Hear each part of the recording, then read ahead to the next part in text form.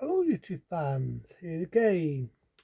And I figure why not, talk about this one, being David Goldenberg. I never really talked about directors before, maybe a few, maybe not.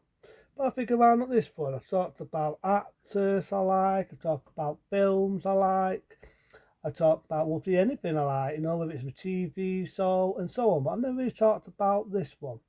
Never really talked about it. That being directors, and this one being David Goldenberg. Now, we all know David Goldenberg made it big in 1975 when he directed his first breakthrough, being Siffers. Siffers, I started doing body in and out horror film, which he was very good at doing that.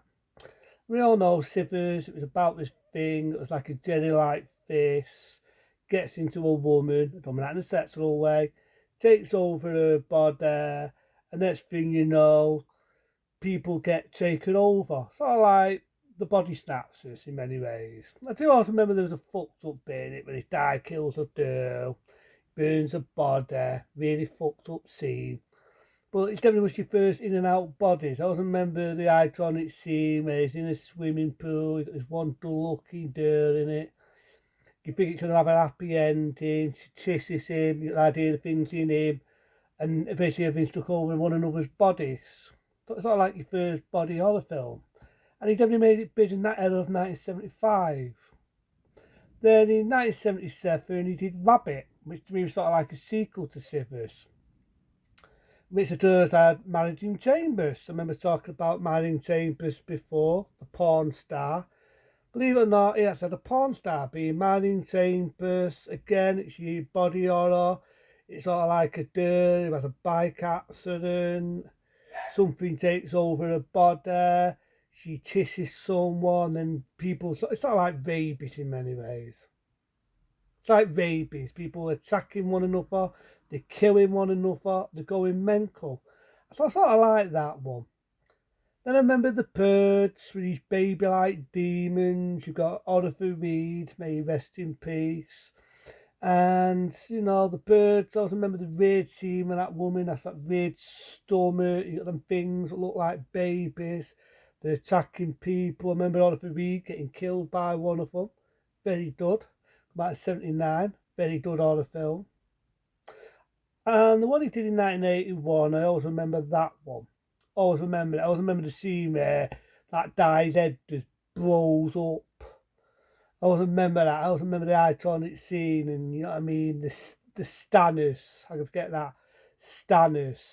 Always loved Stanners. I always remember Martin Ironside, which was his big break. Martin Ironside. I've never come across his name, right. But Martin Ironside. I always remember the scene where he sits there and that guy's going, next thing you know, his fucking head explodes. One of the best. You want to see one of the you want to see one of the best head explosions in horror history? Just watch Stanners. Then watch Stanners.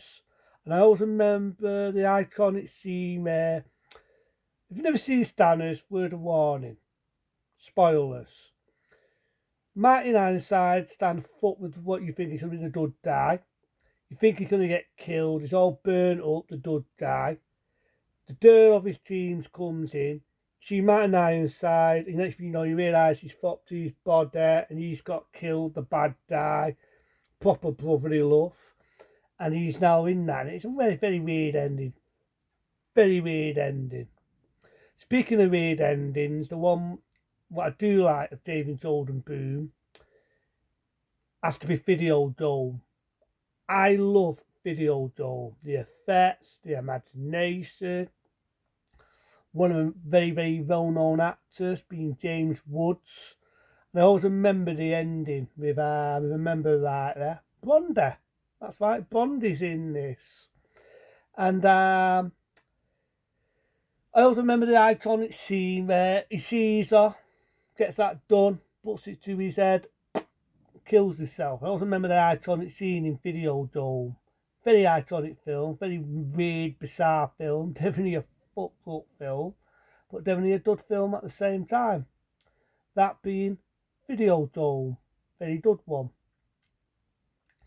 Then I'm trying to think of other ones I do like David Golden Boom. I'm trying to think of other ones, but how can I forget this one? How can I forget it? You want to see a remake, and I always say this, you want to see a remake done the right way, try the Fly. 1986, try the Fly.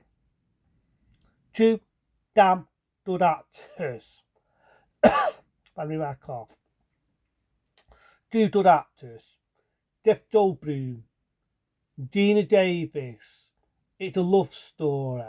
It's a tragedy at the end. You feel sorry for the character at the end. The original classic 1958 one, I never really felt sorry for him. I never really started engaged with him. I mean, the performance is good. He's got a dive, a bag on his fucking head. He's tapping on wood. He's doing this, not once, not twice for no. I get it. But at the end, she pulls the bag out. He's got a 5 fucking head. It's so laughable nowadays, so outdated. But the five, you feel more sorry for him. Because Jeff Goldblum, he thinks he's Superman. He thinks he's got special powers when he comes out of that pod. And you realise he isn't. He's changed into this monster thing. And when you think about it, a lot of people, when this film come out, it does have a lot of history. It has a lot of history because this was not that long when AIDS was coming out, the disease AIDS. And a lot of people felt that this was going to be like AIDS. Because it's sci-fi, it's an horror film. But a lot of people influenced that when The Fly come out, the 86 one. And I always remember the makeup with Jeff Goldblum were, even he admitted on a lot of talk shows, it was so uncomfortable. His eye was linking down, he had the makeup there, he looked so fucking uncomfortable. He really looked uncomfortable. But he did a really good performance. Why he didn't win an award, it just fucking pisses me off, because he's a very good actor. The ending is so sad, very similar to the 50th one. You've never seen The Fly, check it out, because I'm going to spoil it. Gina Davis gets it done, she goes into that monster, she pulls his fucking head off. Very sad. Very sad about coughing. But it was, fuck off, it was very iconic, it was very sad, it was emotional. And what else is sad? It had practical special effects, something you're never going to see ever again. Another movie that had a sad ending. Well, I wouldn't say it had good effects, but had a very good story. 1983, The Dead Zone. I love The Dead Zone, taken from a Stephen King book. Whether Stephen King liked it, I don't give a shit, because Stephen King never does like his movie versions, his movie versions, I meant to say, sorry to say that, his movie versions, Stephen King never likes them, he prefers his books. But in this one, I don't give a shit, I like this one. Because Jeff Goldblum got the book, made the film bitty done, it's iconic. Very good performance by Christopher Walken, another good actor. And basically, he's died, has a car accident, and has been in a coma for 5 days. Comes out of his coma, when he touches you, touches your hand, touches anything, body-wise, nothing sexual. He can see into the past, he can see into the future, he can see things before it happens, even things in the past, even things in the future. There's a bit where he saves his little girl from a burning house. There's a bit where he saves a young boy from drowning on ice.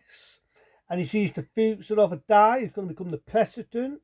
He's going to press the nuke button if he gets into power and blow the world up. And he prevents that. He prevents it. But you've never seen The Dead Zone. I don't really want to spoil it. But it does have a very sad ending. Very sad ending. But it's one of them endings, just like The Fly. Even though it has a sad ending, it's a preserved ending. It's a preserved ending because normally I don't like films with shitty, sad, downbeat endings. On this one, it preserved it. It's like another film. Called Dead Ringers, again done by David Cronenberg.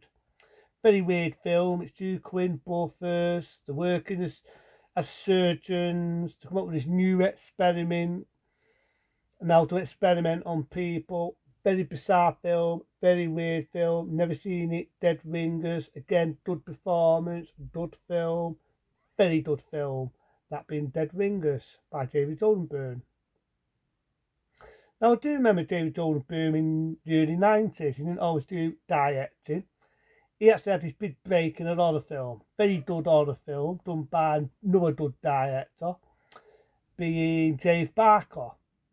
And Dave Jordan Boom appears as a psychopath, a very frightening scene. He plays a bad guy in the film, very good practical effects. He plays a bad guy, that being Nightbreed.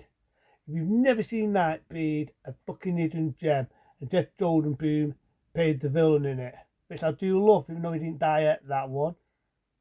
It was the profession that seemed to do a bit of acting. It's been in some debut directing films and all like chass about car accidents and people getting turned on over car accidents. You've even got people doing it in a car and so on. Very, very bizarre film, that being chass. So he has done some films on the way that have been a bit debate. But he's also done some good body horror films. Very good director. Vietnamese did my favourite remake of all time. I've just said it. The Thigh. Couldn't bow it as much as I could. Done really good body horror films that say like Stanners, Video Dome, Siffers, Rabbit, with a very long man in chambers, Macy Rest. He's really done some really good body horror films. So that is a date Chippu, even though he's still around. A date biography, I would say, of David Boom. I said Def Boom then. David Boom, good horror director. Really, I've never seen his horror films. Check them out. The 70s, the 80s, the 90s, the this goes on. He didn't always do body horror films. So he did a film, remember like the early 2000s, The History of Defiance. Very good performance in that, a good acting piece. I say it's more of a drama than a body horror film. The History of Defiance, how can I forget that? Very well directed again by David Cronenberg. So there's a lot of good films there that I would recommend. Very good director. Probably on the way I'll talk about other directors, what I like, the films I like, what they've done, whether they've done acting in the way, and so on. But into them, be smart, be safe. See you later.